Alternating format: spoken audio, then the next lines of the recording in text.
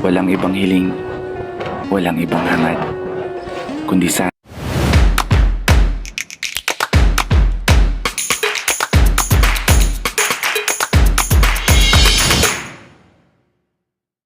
Kadalasang tanong nila sa akin, maganda ba talaga ang Aerox 155 lalo na pag night ride? So dito malalaman natin mga idol dahil ipapakita ko sa inyo ang part 1 ng Aerox 155 na ating ginamit sa gabi kung saan tayo ay babiyahe ng almost 106 kilometers. Pero hihimay-himayin muna natin ito. Hindi natin to uubusin ang isang buong video dahil nakakaumay po. Dito makikita po natin kung ano ba ang Aerox 155 when it comes of night rides. So dito nakikita nyo ang unang problema ay yung ilaw agad. So di ba? Klarong-klaro naman mga idol na nakikita natin talaga na yung ilaw ng Aerox ay hindi masyadong maganda lalo na pag gabi. Dito po mga idol, hindi pa yan umuulan. Ano na lang pag umuulan. So ganyan yung isa sa mga nakikita ko sa Aerox 155. Siguro pag meron kang Aerox, lalagyan or palagyan mo na lang ng mini driving lights or kung ano pang pwede na mga ilaw.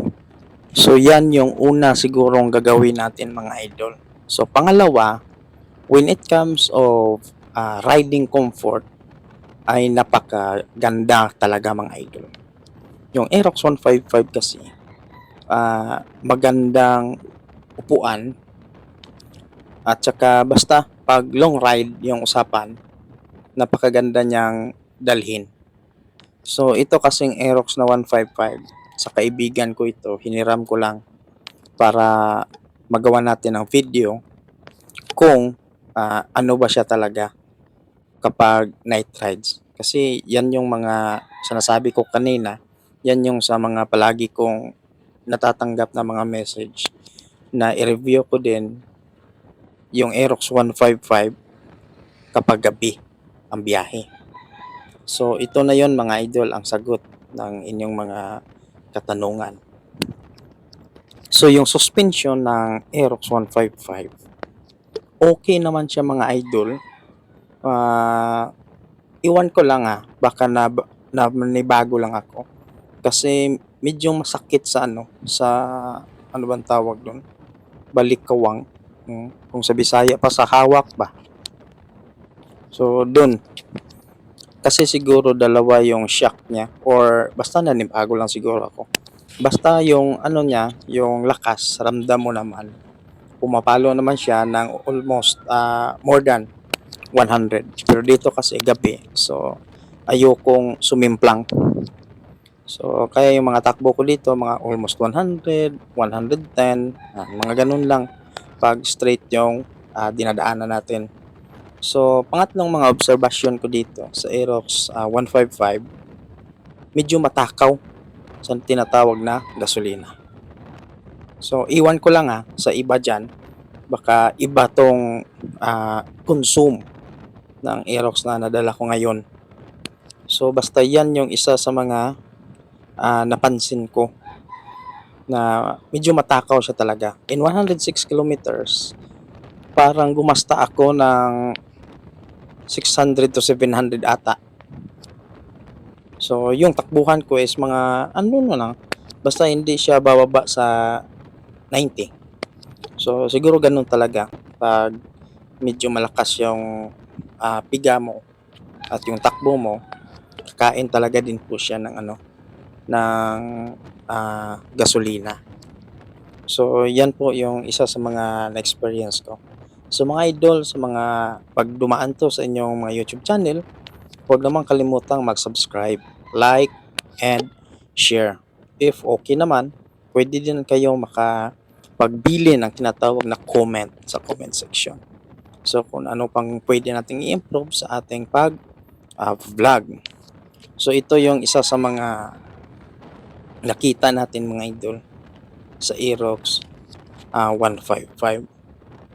So okay naman yung basta yung ilaw lang siguro, siya nakikita niyo naman dito. Yan. Kung ano siya ka ano ba, maliwanag sa malapitan pero parang ano, yung layo ng ilaw niya hindi mo nakikita talaga yung sa ano, sa unahan. Parang nakalow lang siya. So napakadelikado. Baka kasi sa unahan putol na pala yung daan, hindi mo nakita kagad. So tumatakbo ka ng mga 80. So sana wag naman ganun. So yan po mga idol, ang mga nakikita po natin na mga ah, sides ng Aerox. Yung upuan niya maganda naman, walang problema sa upuan niya kahit malapad, para kang umuupo ng sofa.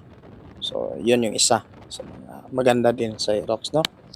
At pangalawa, yung hatak niya, very ano, responsive. Pag piniga mo yung ano, yung accelerator, nagre-response ka agad yung makina. Then pangatlo, all lights working naman. So ganun talaga pag gabi. So dapat yung dinadala natin na motor, nagfa-function lahat. Yung busina niya, signal lights, tail lights, stop lights, headlights. Yan. Yun. At saka yung side mirror naman, wag yung kalimutan. Kasi napapansin ko, mostly kasi na nakikita ko dito sa amin, nagbibiyahe na walang side mirror. So, mga idol, napaka-importante talaga ng side mirror. So, wag na wag nyo yang tanggalin. Mabuti pang dagdagan nyo ng side mirror. Kumbaga, wag nyo lang kuna ng side mirror ang inyong mga motor. Kasi napaka-delikado talaga. Yan yung isa sa mga ma-advise ko, lalo na sa mga nagbabalak bumili ng Aerox 155 or kahit anong brand at unit ng motor. So mapa-branded man yan or hindi branded, pero I know lahat naman ng motor is branded. Ang nagkaiba lang dyan is yung quality at yung quantity ng ating binili. Kumbaga, kung ano lang yung afford ng ating bulsa, yun lang yung ating pagkakasyahin. Huwag na tayong mangarap ng pangarap na hindi natin kayang abutin. Baka dyan tayo mahuhulog sa tinatawag na disappointment. Kung ano yung kasya ng budget natin, dun lang po tayo mga idol. So balik po tayo dito sa Aerox tulad nito. So isa sa mga motor na nagamit ko na rin, no? Although na hindi naman to first time na nakapag-drive ako ng Aerox. Pero sa dito, sa kaibigan ko, first time ko itong dinala sa long ride. So kaya medyo naninibago talaga ako dito. So yung handle grip okay naman, walang problema. Basta parang umupo ka na sa sofa at nanonood ng Fast and Furious pag nag-drive ka ng Aerox. So ganun. Yun yung isa sa mga goods na mga side ng Aerox natin. Yung gulong naman niya, okay naman. Kasi yung gulong nito, hindi kasi ito